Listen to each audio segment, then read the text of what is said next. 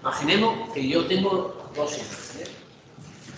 Se llaman image registration. Aparecen un montón de conceptos a lo largo del artículo. Además, los artículos tienen la cosa de que normalmente no introducen los conceptos, por eso tú ya los conoces. Entonces vamos a ir viendo poco a poco los conceptos. Pero supongamos que yo tengo dos imágenes que son prácticamente iguales. Por ejemplo, esta es un triangulito, esta es un triangulito, pero que está un poquito ocupado.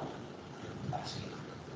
En el mismo triángulo. Entonces yo lo que quiero es encontrar, esta es I1 de R, esta es I2 de R. Yo lo que quiero es encontrar una correspondencia entre puntos. Es decir, pues mira, este punto es este y este punto es este. ¿Cómo puedo formular eso matemáticamente? Yo lo que puedo decir es, para encontrar, tenemos I1 de R, I1 de R es un punto en esta primera imagen, pues este tiene que ser más o menos parecido a I2 de R más delta R. Si las dos imágenes fueran iguales, ese delta R sería 0 para todo el espacio. Y si no, pues lo que estoy encontrando es este mismo punto estaría aquí, pero lo que tienes que hacer es desplazarte. Entonces, lo que quiero es encontrar cuáles son los delta R's que me llevan de la imagen 1 a la imagen 2. Vale, eso es lo que se llama el registro de imágenes. O sea, quiero encontrar las deformaciones tales que una imagen se parezca a otra. ¿Y por qué eso es interesante? Pues, por ejemplo, imaginaos que os hace un escáner del cerebro. Y este es vuestro cerebro. Pero claro, yo quiero saber cuáles son las etiquetas, las diferentes zonas de vuestro cerebro. Pero claro, para vuestro cerebro eso está hecho. ¿Para qué está hecho? Pues está hecho para un cerebro modelo. Yo tengo un cerebro modelo. A ese cerebro modelo he dicho, pues esta zona es no sé qué, esta zona es no sé cuánto, esta zona es no sé cuánto. Además de ese cerebro modelo, tengo variaciones sobre ese modelo. O sea, por ejemplo, pues la zona esta, que hemos marcado así en rosita, resulta que lo más normal es que esté en esta región, pero hay gente que lo tiene un poco más para adentro, un poco más para afuera, un poco lo que sea. Vale, pues ahora, como yo no tengo las etiquetas para tu cerebro, ¿cómo lo puedo hacer? Yo lo que voy a hacer va a ser, voy a estimar cuál es la correspondencia entre puntos. Voy a decir, pues este punto es este punto es este punto es este. Y una vez que tengo esa correspondencia, como ya tengo las etiquetas para este, ya me puedo llevar las etiquetas de la plantilla a vuestro cerebro. ¿Vale? Entonces, esta sería una de las aplicaciones. Entonces, una vez que ya he encontrado la correspondencia, pues ahora me llevo las etiquetas y las pongo en vuestro cerebro. Y ya está. Vale, pues esta sería una aplicación. De hecho, en el artículo de ellos también hablan sobre cerebro. O sea, ponen muchas cosas sobre datos simulados, para entender bien las propiedades, pero también hablan de cerebro. Vale. Ahora.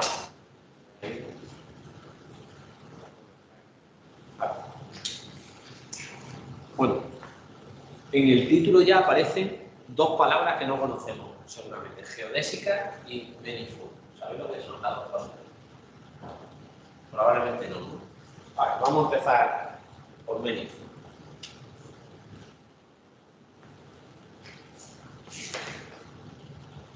Imaginaos un plano. Yo tengo el vector un sub 1, un sub 2, tengo el plano generado por ellos dos, tengo cualquier punto aquí. Pues este punto yo podré ponerlo siempre como el punto R, el punto X y el punto U. Punto U lo puedo poner a veces un sub 1 más b veces u sub 2. Esta es la ecuación del plano. Cualquier punto dentro del plano yo lo puedo poner de esa forma. Muy bien. ¿Y si el plano está en 3D? Pues si el plano está en 3D, pues no pasa nada. ¿Qué lo puedo hacer? Tengo aquí tengo 3S, X y Z, mi eje. Ya tengo aquí mi plano. Vamos a poner el plano de todo. Vamos a poner el plano aquí. Y ahora cualquier punto de este plano, vamos a suponer por simplicidad que pasa por el origen, ¿vale? Pues cualquier punto de este plano, que también lo podré poner, aquí tendré dos vectores, un sub 1 y un sub 2, que están contenidos dentro del plano, y este vector U también lo puedo poner como A veces un sub 1 más un sub 2, más B veces un sub 2. Vale, y si en vez de un plano lo que tengo es una superficie, y si lo que tengo es, ya no sé dibujar muy bien, no, lo que tengo es una superficie así. ¿Puedo hacer esta cosa? No, ya no, porque ya, o sea, esto me sirve para definir planos, pero para definir superficie no está muy bien. Oye, y de forma local esto se parece a un plano. Porque sí, de forma local sí. De hecho, si te va un local muy chiquitillo, sí que puede. Eso se parece a un plano. Bueno, pues eso es un manifold. O sea, un manifold es una construcción geométrica tal que no es R2, por ejemplo, en este caso, no es R2, pero de forma local se parece a R2. Y se parece a R2 en cualquier parche que yo me ponga. De forma local, en cualquier punto siempre se parece a R2. ¿Vale? Seguro que hay dibujitos por ahí. Y hemos estado hablando de R2 porque lo puedo pintar, pero en realidad esto aplica a RN. Entonces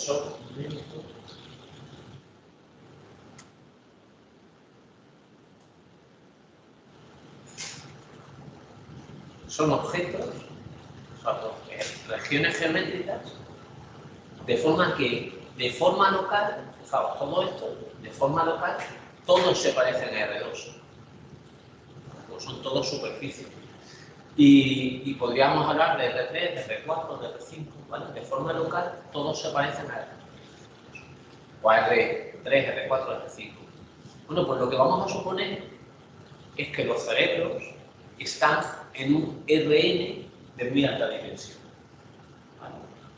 Y lo que es, por eso se habla de manifold, porque el conjunto de los cerebros pues están en un RN. Ahora, cada punto de estos sería un cerebro. Lo que pasa es que todos los cerebros estarían dispuestos en un continuo. ¿Y qué es lo bueno que tienen los manifolds? Pues eso, que son continuos. O sea que yo puedo pensar que de un cerebro al siguiente hay una pequeñísima deformación. Siempre voy a encontrar un cerebro que es suficientemente parecido a otro cualquiera. ¿Vale? Entonces puedo viajar de cerebro en cerebro, porque todos tienen como cambios muy pequeños unos con respecto al otro. Del primero al último, a lo mejor sí que hay mucha diferencia, pero puedo encontrar siempre un camino que va haciendo pequeños cambios. Vale.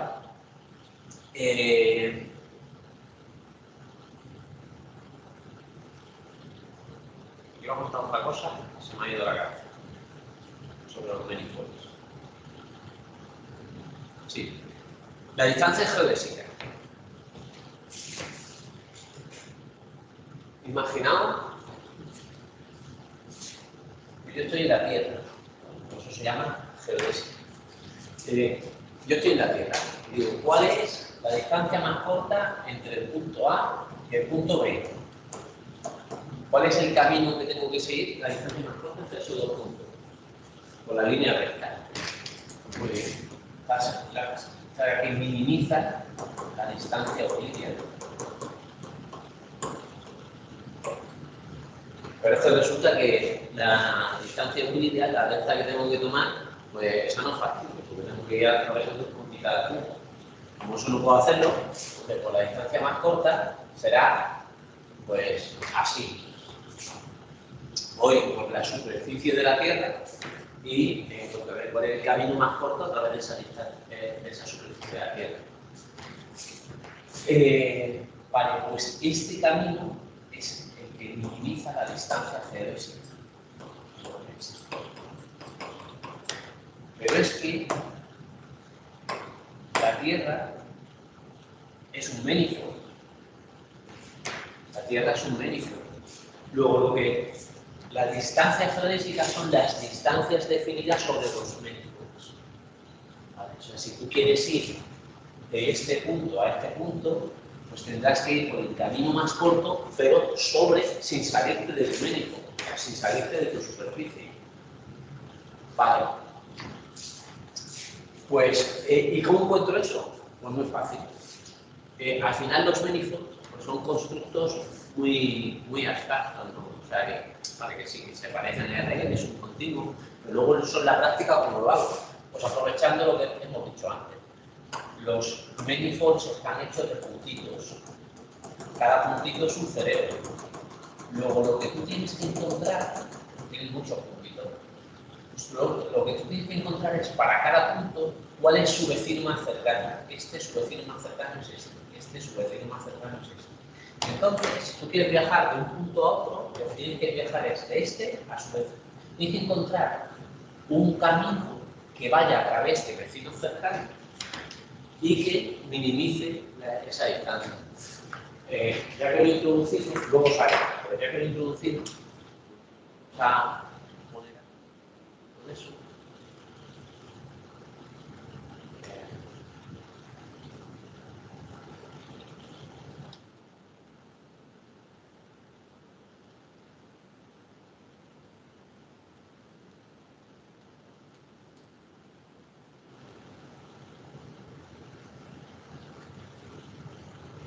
Imaginaos que yo soy capaz de decir a qué distancia está cada elemento de otro elemento.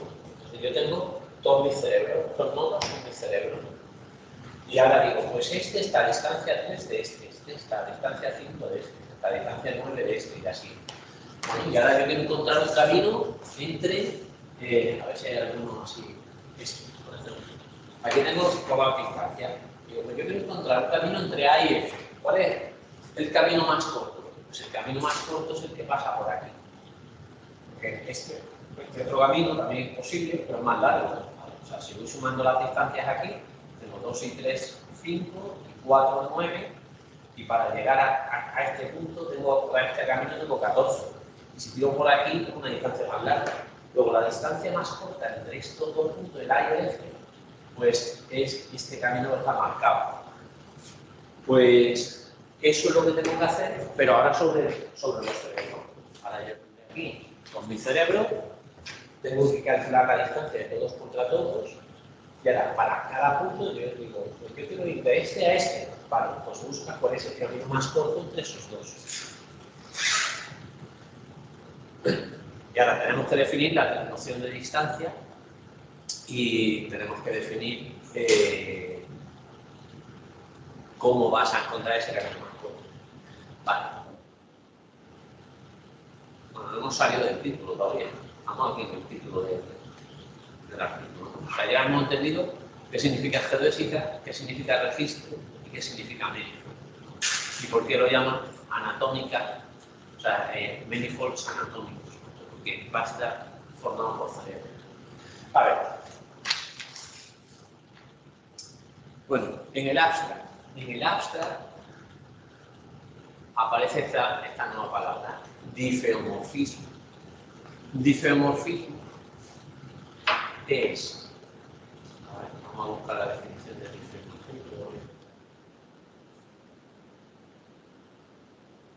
Lo que tenéis que hacer cuando leáis un artículo, ¿vale? O sea, cada vez que haya algo que no entiendo, busco a ver eso qué.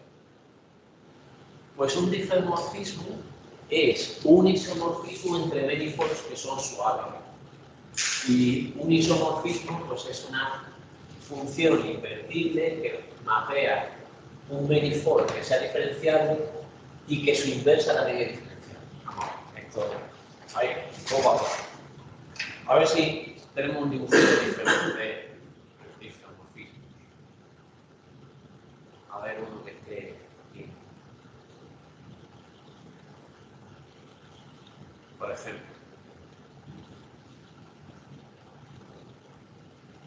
Las cosas que se pueden hacer con difracmorfismo. ¿Vale? Luego llegaremos a eso. Pero puedo hacer este tipo de cosas. Imaginemos, voy a hacer, voy a dibujar yo mi propio difracmorfismo. A ver, vamos a ir poco a poco. Yo voy a tener dos espacios. Voy a tener un espacio, mi curva, esto es un manifold. No, ¿por qué no? Porque no es una superficie, pero yo he dicho que tienen que ser localmente isomorfos o localmente parecidos a Rn. Eso localmente se parece a R1. Localmente es una recta, ¿no? Luego, si es un manifold. Ahora voy a tener otro que va a ser este. Voy a tener este. Estos dos son isomorfos entre sí. O sea, yo puedo encontrar una transformación que me transforma este punto en este punto en este punto en este, y así hasta el último. ¿Puedo encontrar esa transformación? Sí. Y ahora, ¿qué es lo que me gustaría de esa transformación? Pues me gustaría varias cosas. Primera, que sean isomorfos. Isomorfa significa, una de las condiciones para ser isomorfo es que un punto de aquí se corresponda con un punto de aquí. Eso parece que es deseable, ¿no? Vale. Otra, que sea continua. Que sea continua significa que si un punto está aquí y mapea a este, pues el puntito de al lado lo mapea al puntito de al lado. Eso también parece que sea deseable. Otra, que sea invertido. Que sea invertido. Invertible significa que si yo puedo ir en esta dirección, luego también puedo ir en esta dirección. O sea, que si estoy a este punto y yo te diga dónde corresponde aquí, y al revés, si me dice un punto rojo, yo te diga dónde está el punto verde. Eso también parece que sea indeseable. Otra, que sea diferenciable.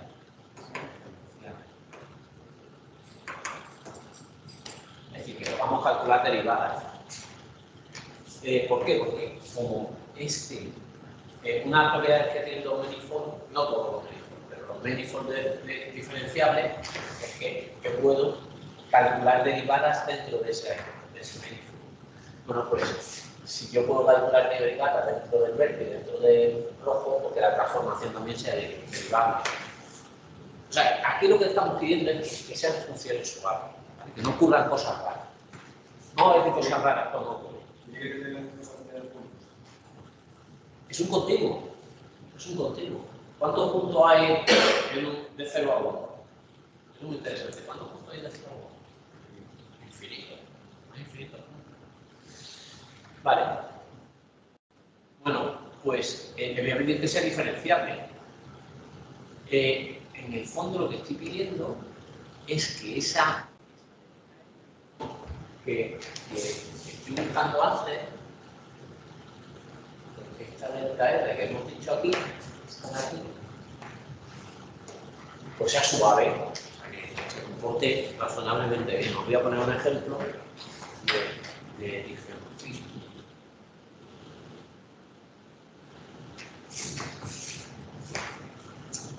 Este de aquí.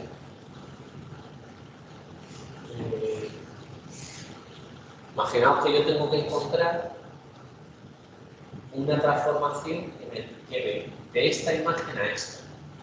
Bueno, pues esta podría ser una transformación. Esa transformación, si yo se la aplico a esta imagen, esta es la delta R. ¿Vale? Entonces, R más delta R. Entonces, si yo le aplico esta transformación aquí, pues termino corrigiendo esta. Y además esta es invertible. O sea, yo puedo, para cada punto de I1, yo te digo cuál es el de I2, pero para cada uno de I2 también te digo cuál es el de I1. ¿Cuándo dejarían de ser invertibles? Bueno, un ejemplo en el que estas cosas no son invertibles. Imaginaos, por ejemplo, que os pido que encontréis una transformación y digo, oye, te doy esta curva, y tienes que encontrar la correspondencia entre puntos. Y dices, pues es fácil, este punto aquí, este punto aquí. Vale, o sea, este es simplemente un desplazamiento en el tiempo.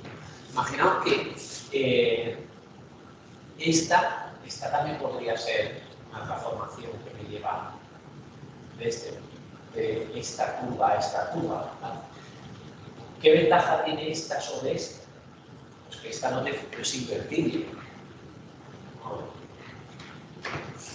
Esta no es invertible en ninguna de las dos direcciones, porque este punto va aquí, pero es que es visto al revés. Este punto va aquí.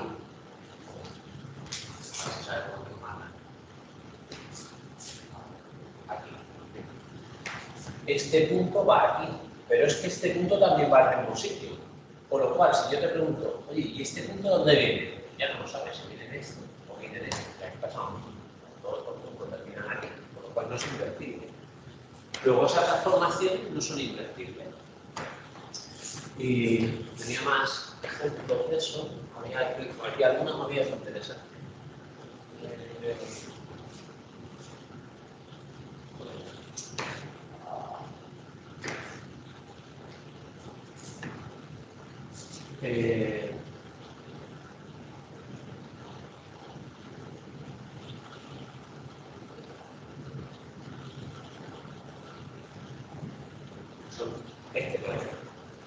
Este, por ejemplo, te digo, tienes que encontrar una transformación que lleve de la curva de arriba a la curva de abajo.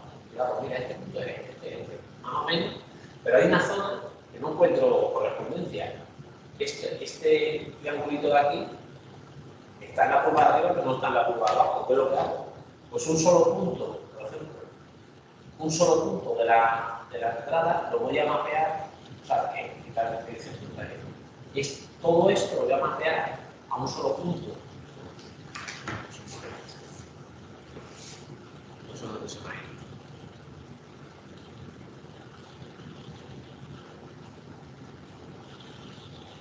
Ya no sé dónde. Pero bueno, cuando haya zonas que no encuentro, lo que hago es que lo mapeo en un solo punto y lo hago desaparecer. Pero claro, esa transformación es invertible. ¿Eso puede ocurrir en la realidad o esto de historias matemáticas? Pues mira, estos son imágenes de histología, de cortes de tejido. Y a veces el corte de tejido se dobla, se pliega uno encima del otro. Si yo tengo un corte de tejido y un corte siguiente y uno de ellos se me ha doblado, soy capaz de encontrar la transformación que me lleva del 1 a 1. Por ejemplo, yo tendría aquí.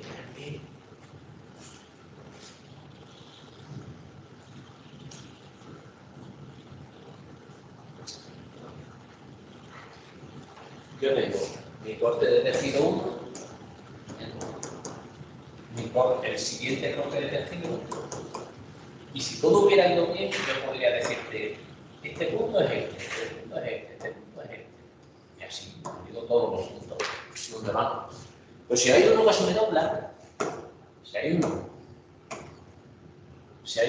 que voy a pintar el doblado así, está doblado uno encima del otro.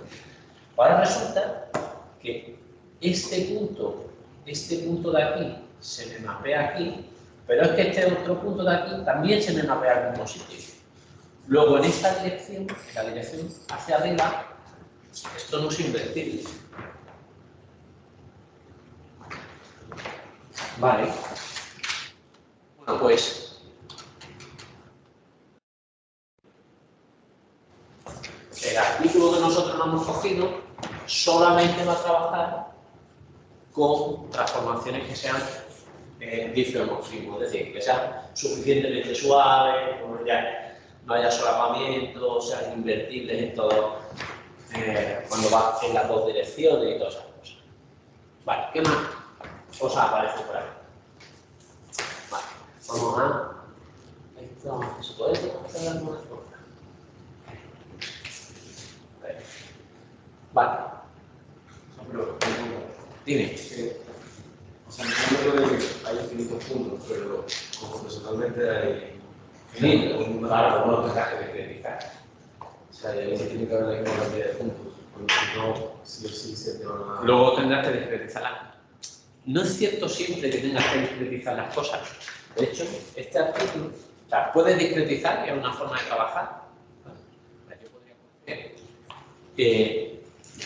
decir que todo esto es continuo y no sé qué, y luego coger, pues venga, pero eso está muy bien en teoría, pero luego esto lo voy a discretizar y luego voy a ver cada punto de estos a dónde se va. Y eso es una forma de trabajar. O sea, yo creo que imagínate que en la uno tienes 5 puntos y en la otra solo tienes para mapear 2. O sea, sí o sí se te va a pasar no va a ser invertible.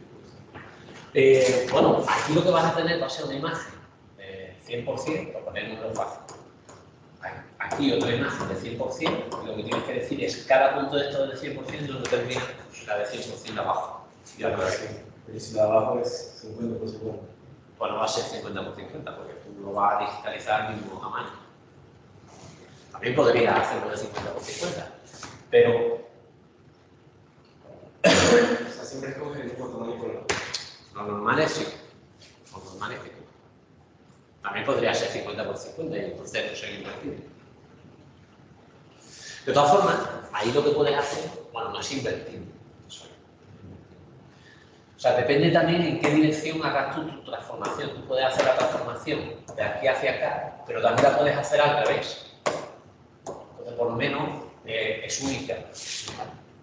Aunque no sea invertible. Invertible no va a ser en ningún caso, pero única sí que tiene. Vale. No es la única forma de trabajar. De hecho, en este artículo, este es mío de hace cuántos años. En este lo que hacemos es no discretizar el espacio este. Aunque yo luego aquí lo pinte discretizado para poder verlo, pero no está discretizado, son continuos todo. Vale, bueno. Aparece otro término aquí, ¿dónde está el artículo? A lo mejor tampoco habéis entendido, que es esta frase. Esta frase es muy importante. Dice, queremos, todo al final es encontrar algo que minimice la disimilaridad y la suavidad de la deformación. Ahora, por ejemplo, por aquí cuando hemos buscado Meniform, había algún dibujito que estaba bien para enseñar. No, cuando hemos buscado difeomorfismo, que es cerrando cosas, no sé si no. Difeomorfismo. Por ejemplo, esta transformación es muy suave por aquí, es muy suave por aquí, aunque esté muy deformada, pero muy suave. Pero donde no es suave es aquí en medio. Aquí en medio está todo súper comprimido. Entonces ahí en medio no es suave. Y aquí igual. Esta parte es suave, pero aquí está súper comprimida. Luego, esa parte de la transformación no es suave. Entonces, ¿tú qué es lo que quieres encontrar? Tú quieres buscar esas deformaciones. Cuando yo tenga que hacer la deformación de un cerebro en otro, de todos los cerebros, cuando tú quieras hacer la deformación de este cerebro en este cerebro, tú quieres que sea todo más o menos suave, que no tenga esas transformaciones ahí con unos picos de la leche. Entonces, al final, tú tienes que alcanzar un equilibrio entre yo quiero registrar. Pues, ¿qué es lo que tendré? Aquí he puesto que estas dos imágenes son parecidas. Dices, muy bien. Lo que tienes que hacer es minimizar con respecto al campo de deformación la distancia entre la imagen menos I2 de R más delta R. Esto tiene que ser pequeño, pero además tengo que penalizarlo porque voy a penalizar porque el campo de formación no puede ser loco. Voy a poner aquí una función de penalización. No voy a entrar ahora mismo en cuál podría ser. Pero esta función de penalización, esta de aquí, es una penalización. Si tu campo de deformación no es suave, este término va a ser muy grande. Si tu campo de deformación es suave, entonces este término va a ser pequeño. Luego, esto va a ser, porque las dos imágenes sean parecidas, se llama fidelidad a los datos. Fidelidad a los datos. Y este término en concreto se llama el mean square error de algoritmo, ¿no? Algo sería más simple. Y hay otro término más. Oye, ¿y cuánto más de importante es este que este? Pues eso lo dice este factor. Ese factor lo pones tú. Dices, pues a mí me importa mucho que sea suave. Pues el número será más grande. No, es que a mí me importa mucho que los dos cerebros se parezcan mucho entre sí. Pues este término, pondrá este término más pequeño porque este término predomine. ¿Vale? Bueno, pues esa estructura es muy típica de muchísimos problemas de imagen. O sea, tú tienes un término de fidelidad a los datos más un término de penalización. Y aquí no lo vamos a ver porque no podemos ver todo en un solo día, pero este término viene de maximum likelihood. Maximum likelihood ¿os suena? ¿No? Bueno, pues ya lo voy presentando y ya no me irá sonando, ya lo presentaré en otro momento con más detalle. Mientras que este viene de Rayleigh. La estadística bayesiana sí que os suena, ¿verdad? La estadística bayesiana, ¿qué es lo que dice Bayes? Pues que yo tengo un prior sobre cómo se debe comportar el mundo, luego tengo unas observaciones, pues tendré algo que dependa de las observaciones más algo que dependa de mi prior de cómo es el mundo. Entonces, bueno, este máximo likelihood, este viene del máximo, todo junto, se llama máximo a posteriori, los dos juntos. Vale. Bueno, pues, eso es lo que está diciendo aquí. Fijaos, lo dice en una sola frase y lo de siempre, ¿no? O sea que tenéis que estar en ese mundillo para ir entendiéndolo. Yo lo he presentado con mean square error, que es este. Este es el mean square error. Pero hay otro que también se utiliza mucho, que es mutual information. Información mutua sí que la habéis visto, ¿verdad? Una de las áreas de procesos estocásticos, a lo mejor. ¿No habéis visto información mutua? Señales aleatorias. ¿De qué? Señales aleatorias. Señales aleatorias. ¿Habéis visto información mutua, no? Pues la información mutua es otra forma de ver si dos imágenes son parecidas. Bueno, unas cosas tengo por aquí señaladas. Voy a comentar. Vale. Ahora resulta, hay otra frase aquí que es muy interesante. Que es que se puede quedar en un mínimo local. ¿Qué significa eso? Pues, porque tú te pones aquí a minimizar una cosa, tengo que encontrar cuál es el campo de deformación que minimiza eso. Pero es que resulta que esa función no la voy a pintar porque es muy difícil. O sea, está en muchas dimensiones, ¿no? ¿Cuántas dimensiones? Imaginaos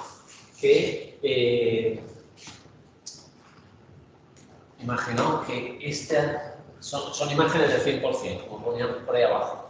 ¿Cuántos delta R tengo que determinar? Pues como para cada punto tengo que determinar cuál es su delta R, pues tendré 100 por 100 puntos por 2, porque para cada punto tengo que decir que cuál es su delta X y su delta Y. Luego estos son 20.000 variables. O sea, estamos en un espacio 20.000 dimensional. Y en un espacio 20.000 dimensional no lo puedo pintar. Yo solamente puedo pintar 2D o 1D a lo mucho. O sea, 1, 2, D, desde, mucho. Pero el concepto existe también en muchas dimensiones. Vamos a poner aquí.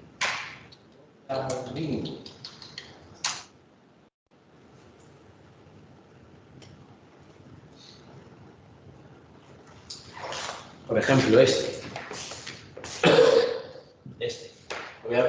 Aquí lo han pintado en una dimensión. Pero estamos en 20.000 dimensiones. Lo que pasa es que no se puede pintar 20.000 dimensiones. ¿Cuál es mi delta X inicial? Imaginemos que yo digo, bueno, pues voy a suponer que el delta X inicial es 0. O sea, que las dos imágenes están más o menos una encima de la otra. Bueno, pues si esta es mi función de error, esa suma que teníamos ahí, esa función cuadrática que teníamos ahí, pues si yo empiezo en 0, empiezo a buscar, oye, ¿esto para dónde se minimiza? Pues me quedo aquí. Y va, pues mira, este es el delta X. No. El delta X no es este, porque hay otro más pequeño más para allá. Lo que pasa es que este más para allá, tengo que pasar por una barrera de error. Entonces, esa barrera no soy capaz de superarla y no la encuentro. Vale, pues me quedo en un mínimo local. Entonces, lo que voy a encontrar son deformaciones que no son la mejor que se me podría haber ocurrido, pero que, bueno, porque más o menos medio encaja la una con la otra. Pero, o sea, una imagen con la otra, pero no es la mejor deformación que podrías haber encontrado. La mejor es el mínimo global. Y como estoy en un espacio 20.000 dimensional, es muy difícil encontrar ese mínimo global. Entonces, lo normal es que me quede el mínimo local, es decir, que medio lo ajuste, pero tampoco tan bien.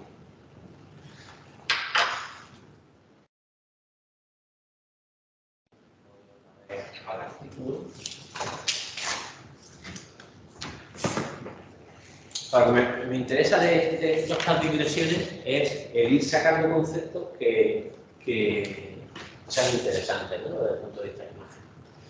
Aquí tenemos nuestro manifold.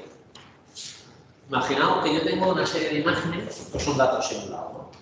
Entonces, luego serán cerebros, pero ahora mismo para entenderlo y para dibujarlo, pues nos vienen bien estos dibujitos. Dice, pues tú tienes un cerebro aquí, vas a tener otro cerebro aquí, y ahora quieres encontrar cuál es el camino más corto. Dice, bueno, pues lo que tienes que hacer es ir navegando de cerebro en cerebro hasta que llegues a ese. Aquí lo representan con 3 letras, la U, la V y la W. Pues si tú quieres ir desde esta V hasta esta W, lo que tienes que hacer es pues, conectar esta V con esta. Esta se parece a esta, esta se parece a esta, esta se parece a esta.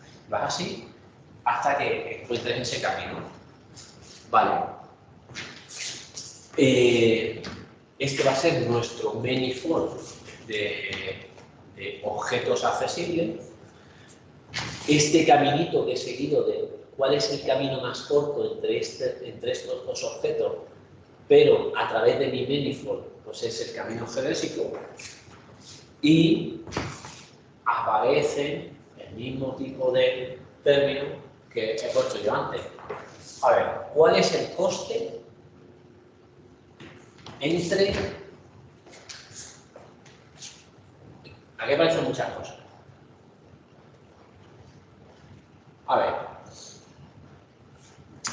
lo primero es esta...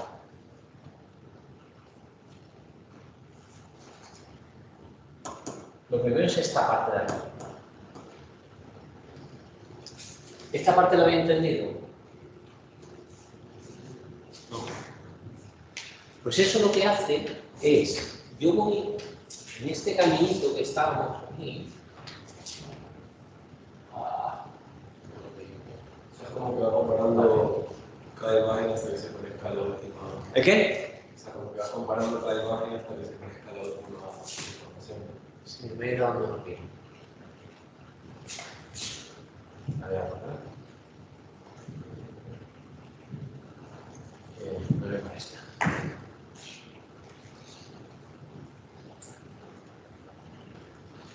Y me quiero ir aquí.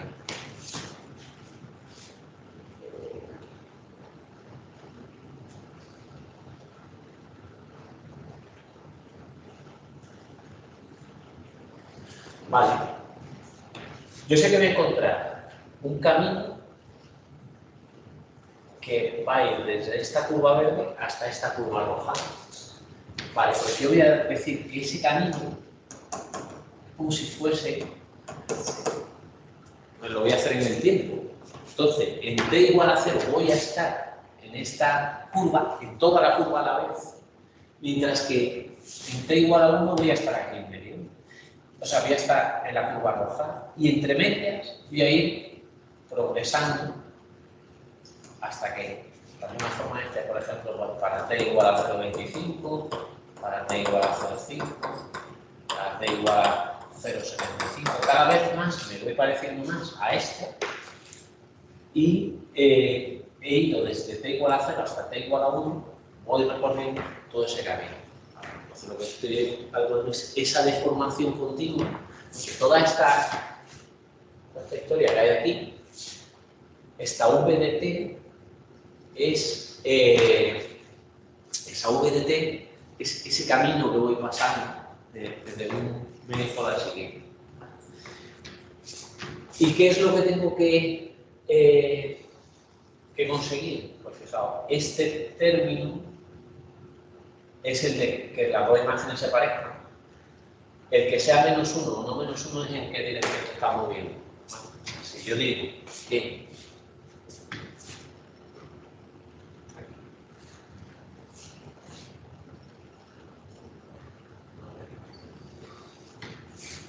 vamos a buscar una imagen perdón, hasta I1, esta es la I2, y voy a tener mi función que va desde un punto de I1 hasta un punto, este es un punto en I1, hasta un punto en R2. Si digo que R2 es R1 más un delta R. Vale, pues esa función que la he llamado f, ese me lleva f, me lleva a puntos del dominio R1, me los lleva a puntos del dominio R2. Bueno, pues f menos 1 hace lo contrario. F menos 1 le lleva a puntos de R2, los lleva a R1.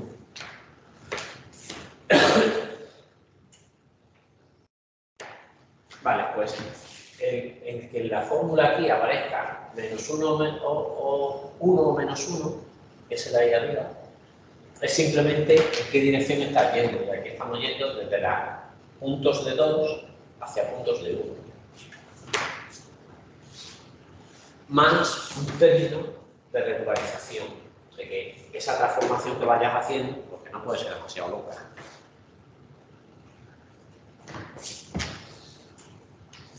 A ver, ¿qué más hay? Si cualquier punto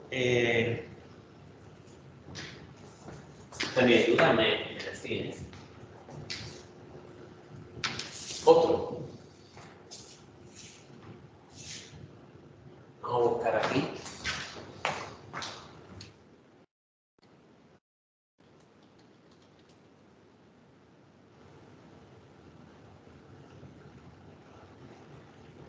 Una pregunta. Dime. O sea, es pregunto porque tú tienes la imagen deformada, como que ir hacia atrás. ¿De qué? O sea, tú tienes la imagen deformada y tienes que ir hacia atrás para ver algo. Es que en el fondo te da igual en qué dirección vaya. O sea, como además vas a pedir que sea difeomorfismo. O sea, difeomorfismo significa que sea invertible, con lo cual da igual de izquierda a derecha y de derecha a izquierda. O sea, por ejemplo, en la aplicación de los cerebros es la deformada y tienes que ir hacia atrás. De hecho, vas a ir en las dos direcciones. Las dos, porque tú quieres que sea difeomorfismo, con lo cual quiero que este se registre en este y que este se registre en este. Los dos tienen que ser. De hecho, lo puedes hacer simplemente con un cambio de variable, ¿no? Si yo digo, a ver, yo quiero minimizar, yo tengo aquí, quiero encontrar la función f de x, f de r, que es una función vectorial también, tal que i1 de r menos i2 de r más f de r sea mínima. Esto sea mínimo. Pero voy a hacer un cambio de variable. A esto de aquí lo voy a llamar R'. Entonces, si eso es R',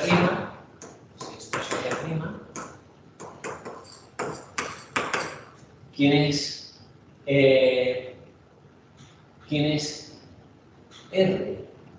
Pues R es R' menos F de R. Y simplemente haciendo un cambio de variable, puedo poner aquí, me puedo llevar, o puedo decir, y esto es F menos 1 de R. De R', perdón. Este punto de aquí, le puedo decir que es el mínimo con respecto a F menos 1 ahora, pero en el fondo me da igual porque la cosa es invertible, de I1 de F menos 1 de R' menos I2 de R'.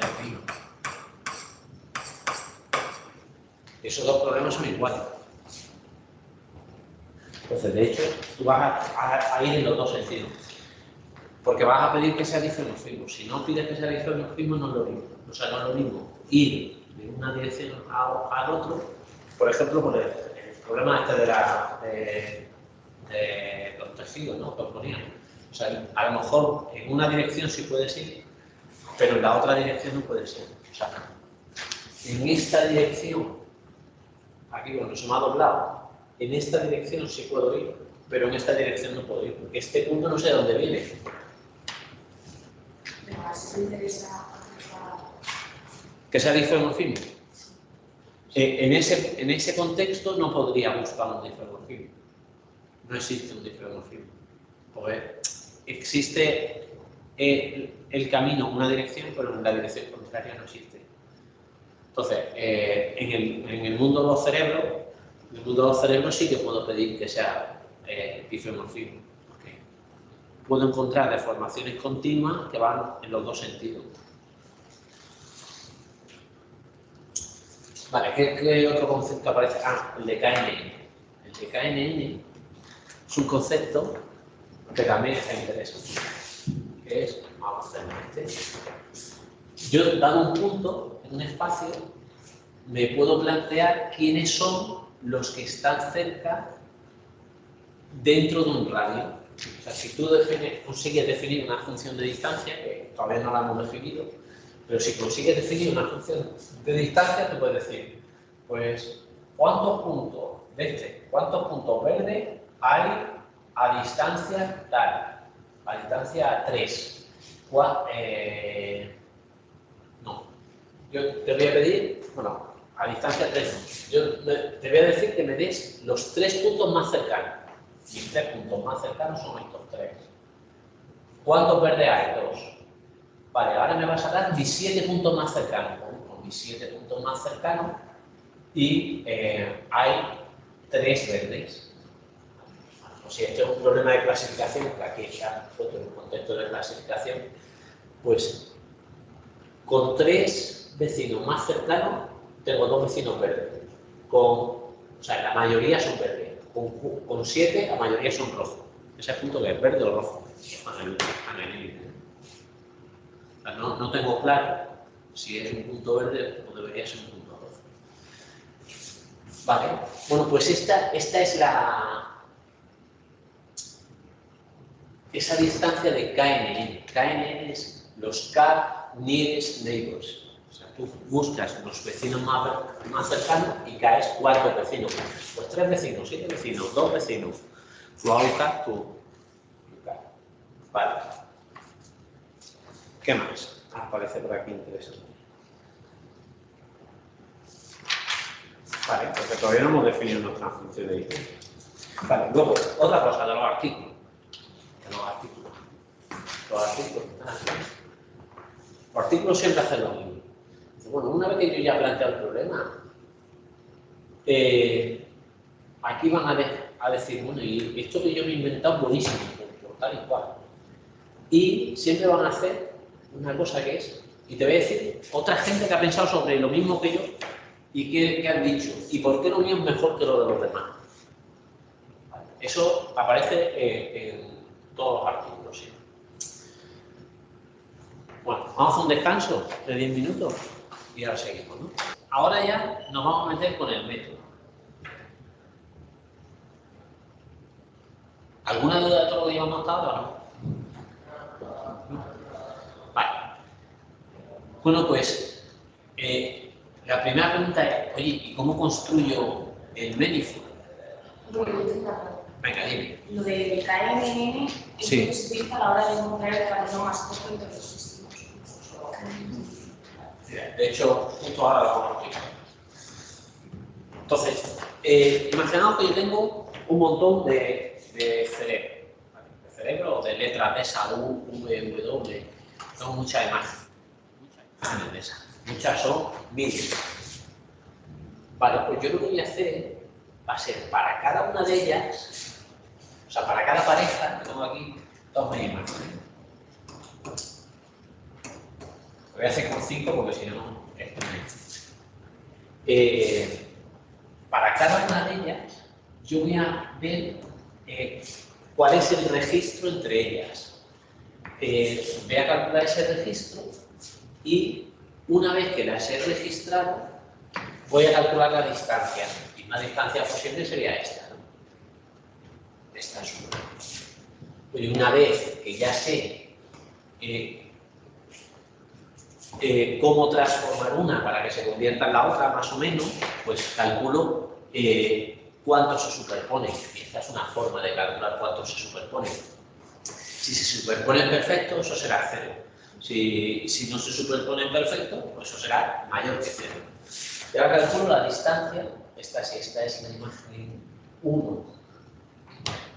Esta es la imagen 1, la imagen 2, la imagen 3, la imagen 4, la imagen 5. Pues esta es la distancia 1, 2, ¿vale? La que va así. Voy a borrar esta, ¿vale? Para que no haya confusión. La distancia 1, 2 es la que yo he deformado la 1 para que se parezca a la 2.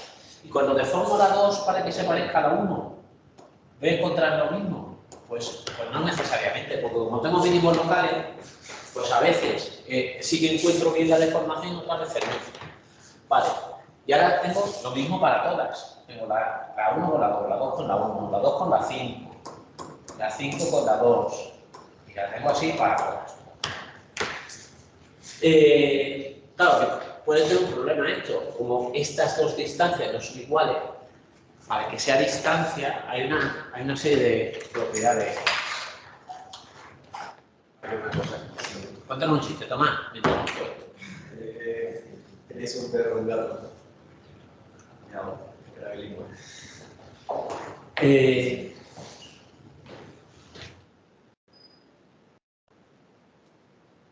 Para que algo sea distancia, no voy a mirar por sí, distancia. Pues para que algo sea distancia, tiene que cumplir una serie de propiedades. ¿Vale? O sea, la distancia de A a B siempre tiene que ser mayor o igual que 0, la distancia de A a B es 0 si A es igual a B, la distancia de A a B, y aquí es donde viene el truco, tiene que ser la misma que la distancia de B a A. Luego esa función distancia que yo me he inventado, no es una función distancia, claro, pues muy fácil. Ahora lo que voy a decir es que la distancia entre dos objetos, entre estos dos, si quiero que esto sea simétrico, pues lo que voy a hacer es que la distancia entre 1 y 2, voy a llamar la distancia con tilde, o sea, con barra, va a ser la distancia 1, 2 más la distancia 2, 1 partido de 2. Ya está, eso ya seguro. Entonces, ahora ya solamente, ya no tengo dos flechas, porque en función de en qué dirección estoy registrando, sino que ya solamente voy a tener una distancia entre la imagen. Vale, ya la tengo entre todas. ¿Vale? Tengo esta con esta, esta con esta, esta con esta, esta con esta. Todas con todas. Así, todas con todas. Vale, es el primer paso. Calcularlas todas con todas.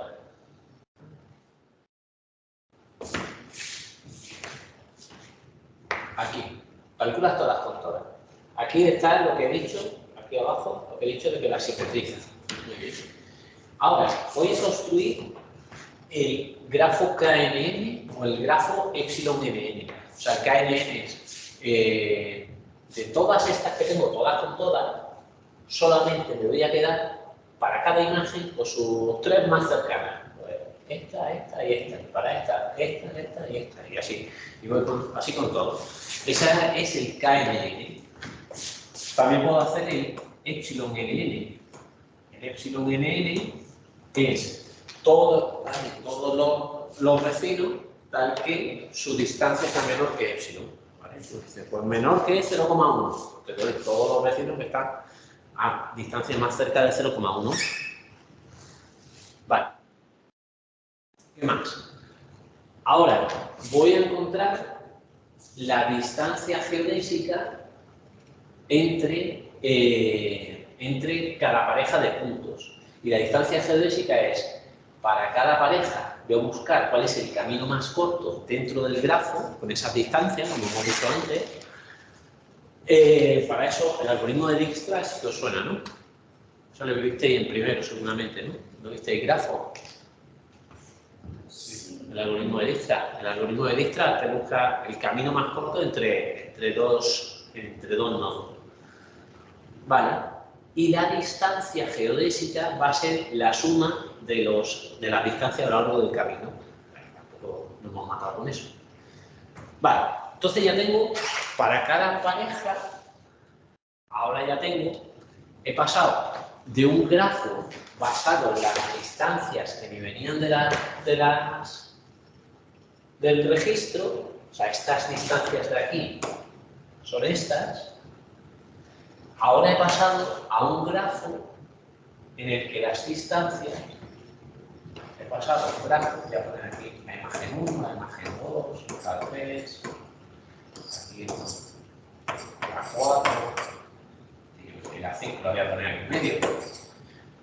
Y he pasado a un grafo en el que las distancias, que ahora voy a pintar morado, todos están conectados con todos con todos, ¿vale?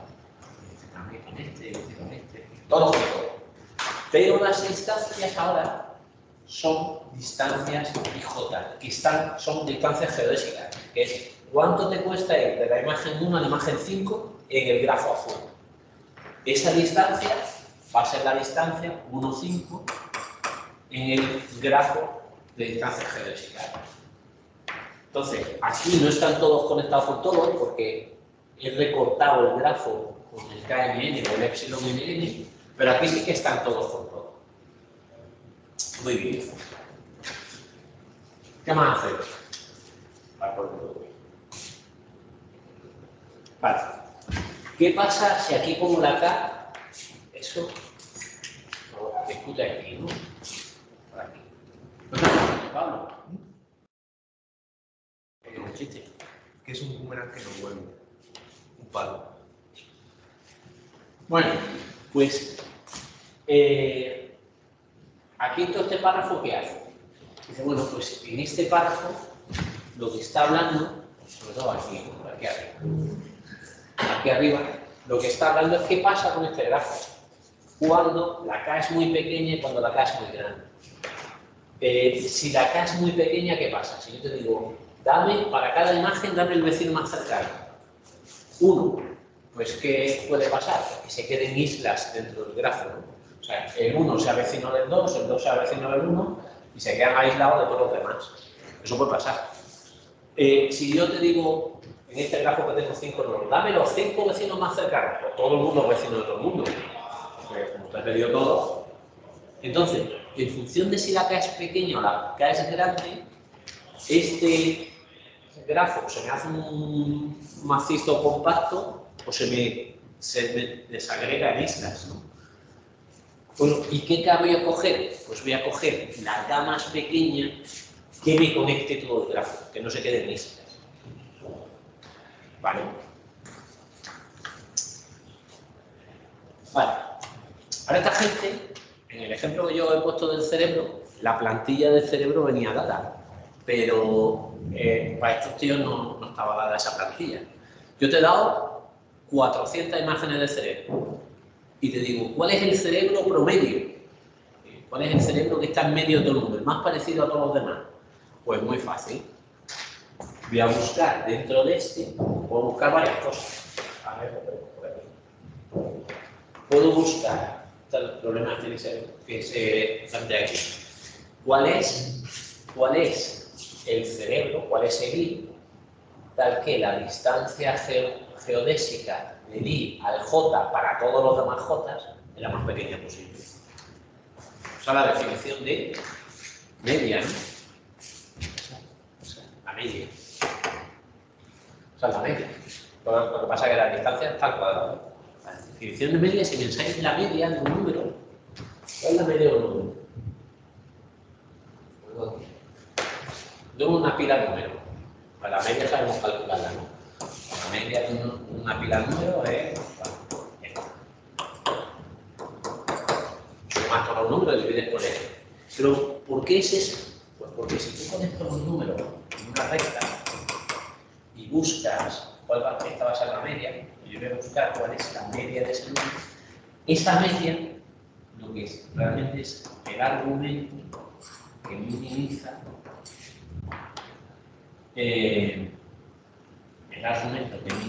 con respecto a ese valor la distancia al cuadrado entre ese valor y todos los demás números. La suma para todos los números. Esta formulita es que minimiza eso. ¿Y si le quito el cuadrado? Pues si le quitas el cuadrado, en vez de tener la media, lo que tienes es la mediana. Luego, yo puedo calcular la media geodésica. Y puedo calcular, lo tiene por aquí, la mediana geodésica. Y puedo calcular lo que ha llamado el centro. El centro es, para cada punto, para cada I, veo cuál es el punto más alejado. Y ahora busco el I que haga que el punto más alejado sea lo más pequeño posible. Ese es el centro.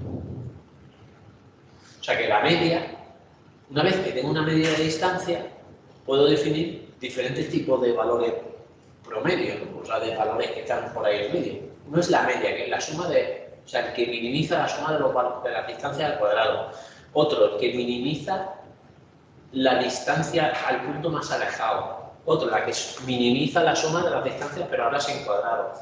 Entonces, uno se llama la media, el otro el centro, el otro la mediana. La medida entonces sería la plantilla del cerebro. La mediana va a ser la plantilla del cerebro, el cerebro promedio. ¿Cuál es el cerebro que está en medio? Que es como yo tengo una población de cerebros, ¿cuál es el que está en medio? Habrá cerebros muy raros, cerebros menos raros, ¿no? Vale. Oye, ¿y si una vez que yo ya tengo, yo me puedo plantear lo siguiente? Tú ya sabes ir de un cerebro al otro, ¿vale? Porque tú ya has calculado hasta... Voy a repetir el grafo. Yo ya he encontrado el cerebro que está en medio. Y resulta que el cerebro que está en medio es el 5. Y si yo quiero ir desde el 5 hasta, voy a poner mucho cerebro, hasta el 20, resulta que tú tienes que ir del 5 al 8, del 8 al 1 y del 1 al 20. Para cada uno de estos saltos yo sé ir. Yo he encontrado los delta R, en delta R eran azules, yo he encontrado el delta R que va del 5 al 8. En el artículo lo llamamos la F del 5 al 8. Y he encontrado el delta R que va del 8 al 1. Y esto lo hemos llamado la F de 8 al 1. Que también es un vector. Y este es el delta R de 1 al 10. Vale. F, 1, 10. ¿Y si tú quieres ir del 5 al 10? Al 20, perdón. ¿Y si tú quieres ir del 5 al 20? Pues lo que tienes que hacer es componer estas funciones. Ahora, yo empiezo en el 5. Empiezo en el 5. Ese es mi cerebro. Ahora tengo que ir del 5. Esta es una coordenada del 5. Tengo que pasarla a una coordenada del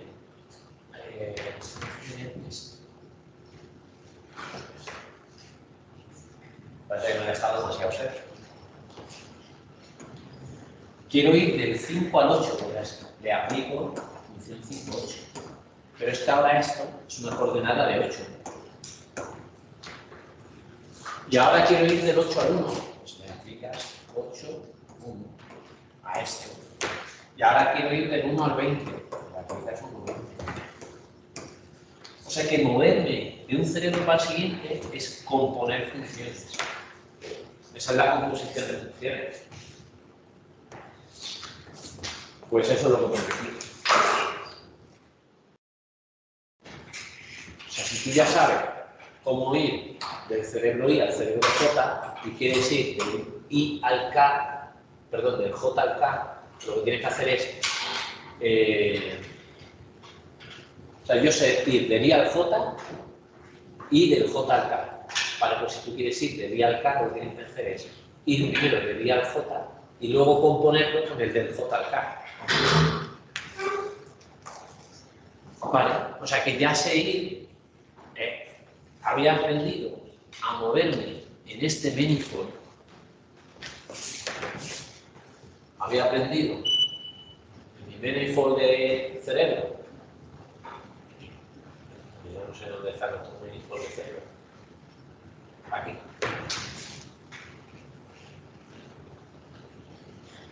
En nuestro manifold de cerebro yo sabía ir de uno al siguiente.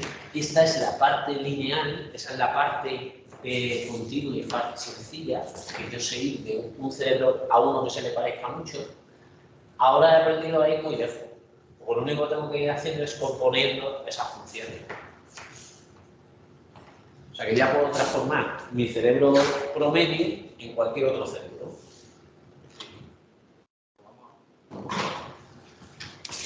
Y yo creo que ya está. Vale, esa composición de funciones no es perfecta, entonces luego habla del fine tuning. Fine tuning es, vale, esto está muy bien, esto de componer funciones está muy bien, pero como sé que tengo mínimos locales, cada vez que voy de uno al siguiente estoy cometiendo un pequeño error, con lo cual cuando estoy en esta cosa, cuando estoy por aquí abajo componiendo mis funciones, que yo no sé si lo voy a componer, aquí. Cuando estoy aquí componiendo funciones, pues del 5 al 8 tengo un poquito de error, del 8 al 1 tengo un poquito de error, pero claro, cuando voy del 5 al 20, ahí ya se te van acumulando errores, por ejemplo. No va a estar demasiado mal, pero lo que tienes que hacer es ahora refinar ese campo de formación. Un campo de formación, aquí estamos hablando de funciones que parecen una cosa más abstracta, pero al final es esto. Al final es esto de aquí. O sea, es una imagen y yo te tengo que decir, yo quiero ir de, por ejemplo, de la 1 a la 2 y de la 2 a la 3. Entonces, para ir de la 1 a la 2, yo sé que este píxel se tiene que mover medio píxel, lo voy a poner aquí afuera porque no me cabe, se tiene que mover medio píxel hacia la izquierda en X y 1,5 en Y. Vale, pues yo estoy en la posición 20-30, de la posición 20-30 me iré a la 19,5, 31,5. Ahora estoy ahí. Y ya estoy en la posición 19,5, vamos a poner el número entero que sea más fácil. De hecho, una de las siguientes lecciones va a ser ¿y cómo interpolas la imagen? Lo vamos a hacer. Vamos a poner el número más sencillo. Vamos a poner aquí menos 1, 2. Menos 1, menos 1, 2. Bueno, pues ahora, si ya tú estabas en la posición 20-30, pues si estás en la posición 20-30, vas a ir a la posición 19, 32. Y ahora la 19.32 te dice que para irte aquí lo que tienes que hacer es la, yo qué sé, pues más 2 menos 1. Pues ahora me iré a la posición 21, 31 y así. Vale. O sea que componer funciones está chupado. O sea, lo único que tengo que hacer es ir sumando estos numeritos. Y al final lo que me va a decir, de hecho, es si yo lo voy componiendo y digo, bueno, y quiero hacerlo en un solo salto. Pues si quieres hacerlo en un solo salto, el campo de deformación que va del 2030, o sea, desde la imagen 1 hasta la imagen 3, es, primero tengo que sumar menos 1, 2, y luego 2 menos 1. Pues sumo los 2, y digo, pues te tienes que mover 1, 1, ya está. La posición 2030, en esa posición, lo que pondrá ahí será 1, 1. Eso es componer funciones. La cosa más tonta del mundo, ¿no? Vale.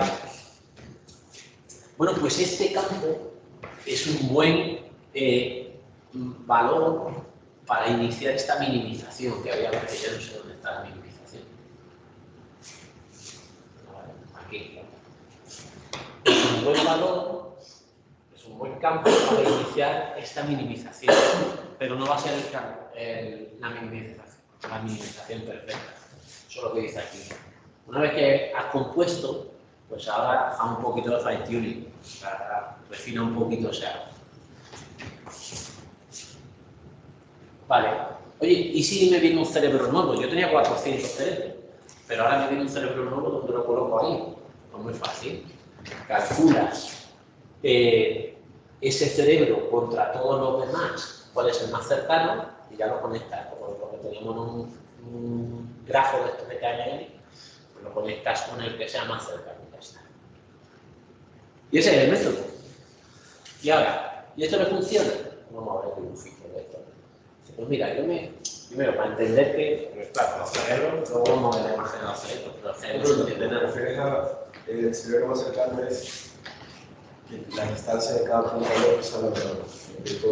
La distancia en este sentido. La distancia en este sentido. De hecho, todavía no hemos definido la distancia. De hecho, eso es una cosa curiosa. Hay muchos algoritmos que se definen de forma genérica. ¿Y cuál es la distancia? Pues todavía no la he definido. O sea, todo esto que he dicho es válido para cualquier función de distancia. Y luego tendré que concretar la función de distancia que más me guste, ¿no? Que de hecho... ahora iremos a la fórmula que está por ahí abajo. Oye, y como esto con los cerebros no quiere clave, pues lo voy a poner con U, V y W, que es muy fácil de ver. Digo, bueno, pues mira, yo tengo un montón de imágenes de U, V y W. Y ahora lo que quiero es que me digas cómo se organiza eso en el espacio, o sea, en ese manifold. De hecho, el manifold luego lo puedes representar. O sea, estamos en un manifold 20.000 dimensional, pero eso no lo puedo representar yo. Bueno, pues hay técnicas que de hecho he mencionado aquí. Aquí. Oye, estás en un espacio 20.000 dimensional, pero si quieres pintarlo, pues lo que tienes que hacer es resolver un problema de autovalores. Que ya no nos vamos a meter, porque un problema de autovalores es capaz de mapear de 20.000 dimensiones a 2 dimensiones. Pero bueno, es capaz de hacer. Bueno, pues si estoy en un espacio, imaginaos que estas imágenes son de 100%. Pues si estas imágenes son de 100%, que es un espacio 10.000 dimensional. Y ese espacio 10.000 dimensional soy capaz de mapearlo en 2 dimensiones. Vale. ¿Cuál va a ser? Yo voy a representar aquí, para cada imagen, por aquí, para cada imagen, voy a representar cuál es su vecino más cercano. Pues mira, esta de aquí la más cercana es esta de aquí la más cercana es esta, y voy así. Hay algunos raros que dicen que este es el más cercano a uno de estos, pero por regla general sí que sigue esta trayectoria. Es decir, que si tú quieres transformar una W en una V, pues lo más corto es ir transformando W en W cada vez más raras, que estas W cada vez se parecen más a esta cosa rara, a esta especie de U, y esa U luego la vas transformando en una V.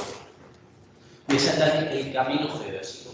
Ese es el camino que va de uno, o sea, de cada punto a algo que se le parece mucho. Es lo mismo que pasa en la Tierra. Yo estoy quiero caminar por encima de la Tierra, pues cada punto, mi coordenada se parece mucho a la siguiente, ¿no? Y no puedo atravesar a través de la Tierra, no está permitido eso. Vale, pues este es mi camino geodésico. Y luego empiezo a hacer 1000 pruebas de, ¿y si cambio la K? ¿Y si cambio...? No me acuerdo qué cambiaba. Cambiaba la K, cambiaba cuál es la función de distancia, y pone aquí la función de distancia. La función de distancia no tiene todo sentido. A ver, ¿quién es esto? Esto es una media ponderada entre dos cosas. Esto es lo mismo que teníamos antes. De hecho, si una distancia tengo que multiplicar por un escalar, la distancia, las relaciones de distancia, no, o sea, lo que esté más lejos o más cerca no cambia. Luego esta es la misma, o sea, ponerlo, como yo lo había puesto antes. Yo había puesto un término más lambda o omega, si queréis, un término más omega otro. Vamos a poner omega y uno menos omega es lo mismo que yo he puesto. O sea, da igual que lo pongáis con un solo factor o con esta combinación de factores como la otra. Eso da igual. Vale, y tengo un término de fidelidad a los datos más un término de penalización. ¿Quién es este término de fidelidad a los datos? Pues el mean square error. Es decir, tú coges la imagen Y, deformas la imagen Y hacia la imagen J y eso se tiene que parecer. Y ya está.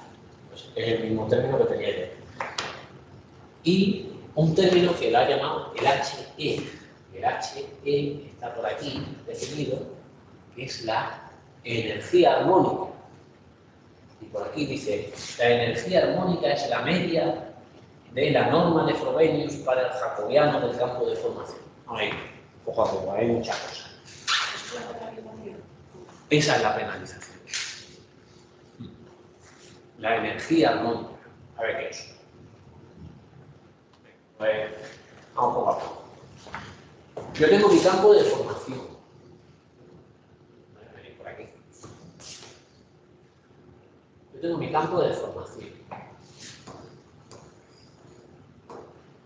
Que para cada punto me dice, esto depende de X, para cada punto me dice cuánto me tengo que desplazar. Antes hemos visto ahí ejemplos, ¿no? -1, 1, 2, -1, cosas así.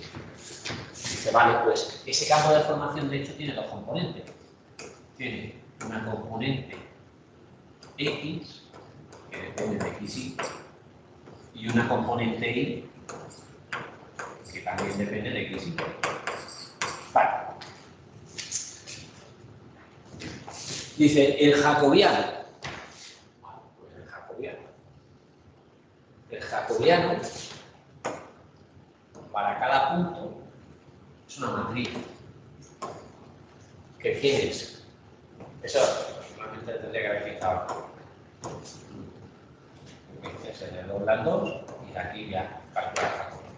Por jacobiano, la derivada de ese campo de formación, no le pongo los índices porque, o sea, que los argumentos, pues, si no, pues lo pone de X, la parcial de Rx con respecto a Y, la parcial de Rx de Ri. No, de Ri con respecto a X y la parcial de Ri con respecto a Y. Este es el jacobiano. Y estas parciales, ya vosotros sabéis mucho de imágenes, que saben calcularlas. O sea, si esa fuese, por simplificar la nomenclatura, si esa fuese una imagen Y, pues ya se calcularla. Esto sería Y, si esto es Y de XY, pues sería Y de X y menos Y de X y menos 1. Todo lo que hemos estado haciendo todo el rato para detectar bordes, para todas las cosas. Vale, pues este es mi jacobiano. Y esto depende, en cada punto tendré un jacobiano distinto. Vale. Pero esto es una matriz, esto es muy cómodo. ¿Cómo puedo resumir toda esa matriz en esa matriz la voy a representar como A, B, C, D, ¿vale? Que depende de X y. En cada punto vale una cosa distinta. Vale, ¿cómo puedo resumir todo ese jacobiano en un número? Pues, o sea, que algo me interesa, que sea el número pequeño. Voy a poner la norma de Frobenius al cuadrado de esa matriz del jacobiano. Depende de x. Y eso es simplemente, bueno, tampoco lo montarlo, al cuadrado más c cuadrado más c cuadrado más b cuadrado. Como un número al cuadrado. O sea, eso, la norma de Frobenius no es un nombre de decir, la norma no. ¿Vale? Pero esto depende de x, sí. Por lo cual, lo que quieres es que esta media, a lo largo de todo el campo, sea lo más pequeño posible. Se llama la energía armónica, es la suma para todos los xy de la norma de Frobenius. Ahí, ya está.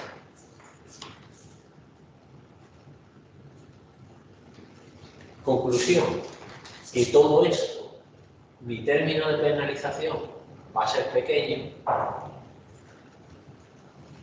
mi término de penalización va a ser pequeño si mis derivadas son pequeñas, si no cambian mucho. ¿Vale? Y aquí volvemos a lo que teníamos antes. Aquí teníamos el difracomorfismo.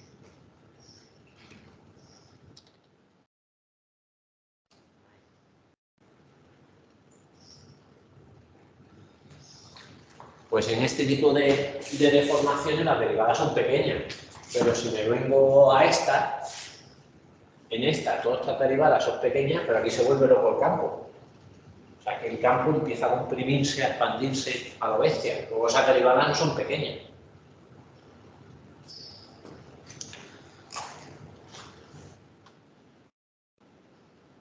Pues listo. He definido mi campo, mi función de distancia, la tengo aquí. Tengo mi función de distancia, ya he probado y probado y probado, ya ves que me sale. Y empieza. Voy a probar con diferentes pesos, voy a probar con diferentes Ks. Y voy a probar si pongo la energía armónica o si pongo el determinante del jacobiano. Claro, otra forma de resumir cómo de grande es esa matriz, pues es, en vez de resumirla con esta cosa de la norma de Frobenius, pues calcula el determinante de esa matriz y calcula el máximo. Yo quiero resumir todo esto, todos los jacobianos que tengo en toda la imagen, quiero resumirlo en números. Dice, pues calcula el máximo de todos los determinantes. Entonces, podría probar a ver si la media armónica, la energía armónica es mejor o la distancia, el determinante máximo del jacobiano es mejor. Y va probando ahí, y va probando, porque saben diferentes cosas. Luego, K igual a 15 y W igual a 0,25. Y luego, pues tiene una métrica que va a decir que le sabe mejor y que le sabe peor. O sea, cuándo es mejor un embedding y cuándo es peor otro. Y luego ya vamos a la parte que nos interesa. Oye, ¿qué pasa con los cerebros? Claro, con la W, la U y eso se ve. Pero aquí, que tú me digas que este es el cerebro promedio, que este es mi embedding, o sea, que este es mi manifold, pues sí que es verdad que esto no es igual que esto. Aquí las circunvalaciones estas, las convoluciones estas no son iguales que las de aquí. Pero bueno.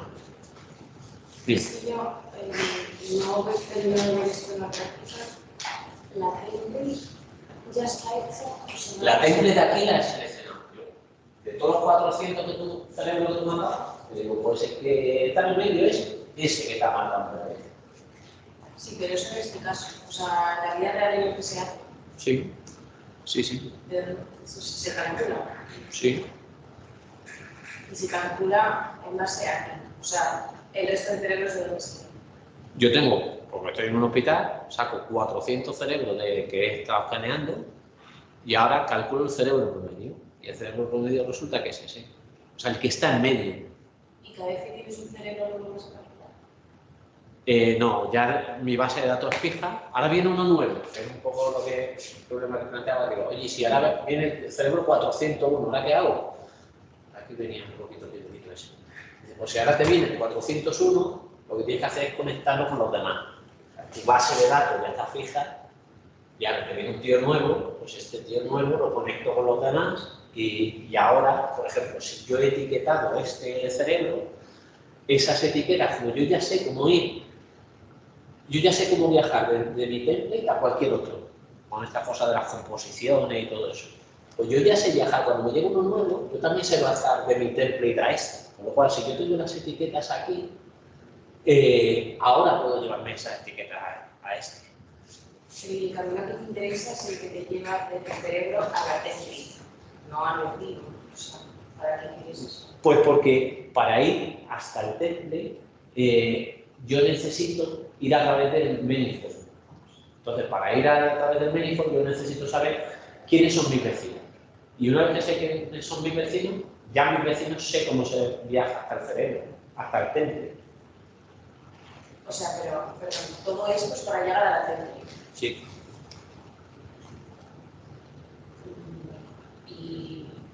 Pero luego al médico, ¿de qué le sirve? ¿Para simplemente comparar lo que se supone que está bien con lo que...?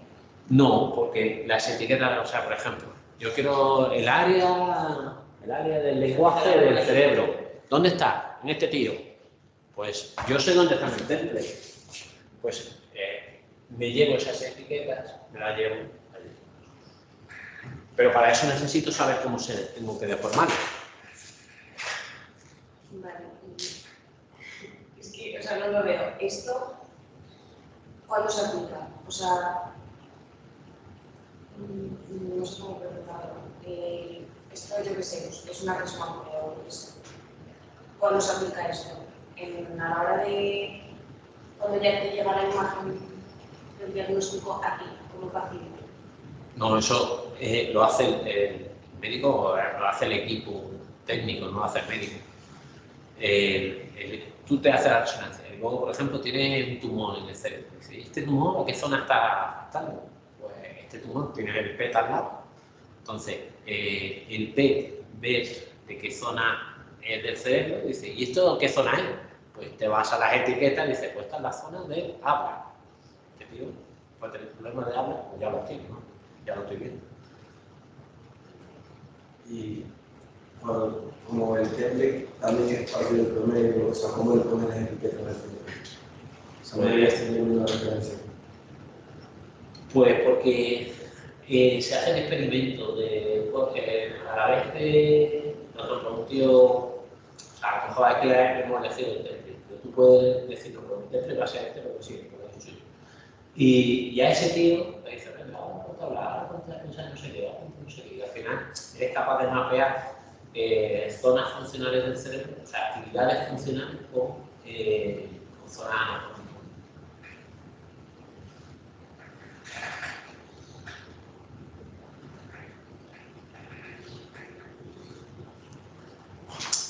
Y entonces, Venga. ¿qué tienes que hacer esto de las segmentaciones? Segmentación es poner esas etiquetas. Vale. Segmentación es coger y decir, de hecho, bueno, no lo he puesto aquí, lo he puesto en una ahí, a ver si es la misma imagen.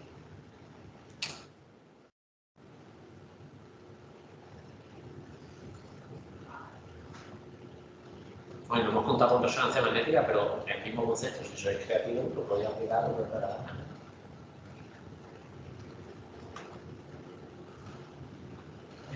Era este. Es una segmentación de la punta. Sobre este template, esto es una segmentación. Que está hecha por niveles de gris, pero podría haberla hecha por función anatómica, podría haber hecho por lo que quisiera. Ahí está hecha por niveles de gris.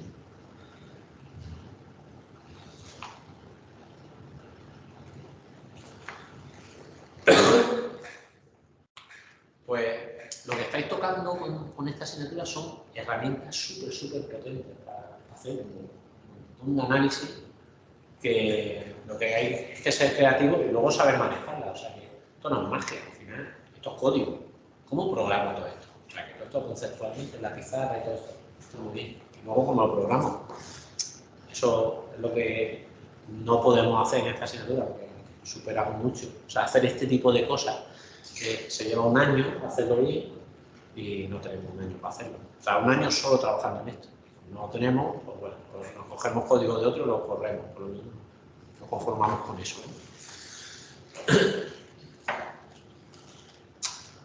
Bueno, ¿alguna pregunta más? No. Vale, pues entonces vamos a hacer el examen de Vue.